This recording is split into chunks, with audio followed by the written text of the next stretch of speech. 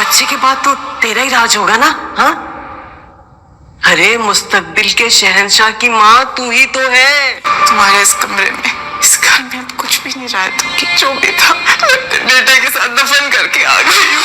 जिसने अपने ख्वाबों को जीते देखा हो, उनको जवान किया हो और फिर मिट्टी में दफन कर दिया हो, उससे नींद हमेशा के लिए रूठ जाती है। जो हक खुदा ने मुझे अपनी खुदाई से दिए, टीटी इतने आराम से नहीं छीन सकते, और अगर उन्होंने कोशिश की तो उनको लग पता जाएगा। ऐसे मासूमा अपने नाम के बिल्कुल बरखिलाफ यानी कि इंतहाई चालाक चलत्तर औरत है, तो इसकी माँ सफ़िया बेगम भी बहुत ही चालाक औरत है।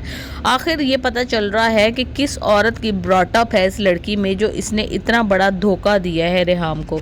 टीटी भी माफ़ किए जाने के लायक तो बिल्कुल भी नहीं है। इसको पता था कि मैंने किस तरह अपने बच्चे को पाला पोसा है, उसकी कोई भी ख्वाहिश कभी भी रद्द नहीं गई है। तो किस तरह से मासूमा से शादी करने के बाद उसने अपने बेटे को खून के आंसू रुला दिया, कितनी जिल्लत दी उसको ऑफिस से निकाल के, फिर उसको उसकी शादी में ना शामिल होकर किस कदर उसकी बेइज्जती हुई वहाँ पर। फिर एंड टाइम पे चलो ठीक है तुम अकेले चले जाते, तुम जो मासूमा को लेकर उसके घर गए हो उसका क्या रह गया, उसका टूटने का बस ये आखिरी मौका था जो था उसके पास, और वो बेचारा खुद को संभाल नहीं पाया।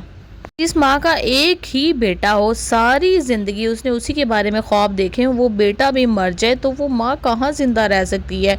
वो तो चलती फिरती लाश ही होगी जितने दिन वो ज़िंदा रहेगा। और किसी माँ का बेटा सिर्फ पैदा होते ही मर जाए ना, पेट में भी मर जाए, तो उसको भी वो सालों नहीं भुला सकती। उसको पता होता है, वो दूसरे बच्चों को देखती है कि हाँ मेरा बेटा भी इतना ही होता अगर ज़िंदा होता, हाँ मेरा बेटा भी आज के दिन पैदा हुआ था। उस टाइम पे वो रोती है, उस टाइम पे उसका दिल करता है, तो इतना जवान बेटा वो किस तरह से भूल सकती थी उसे।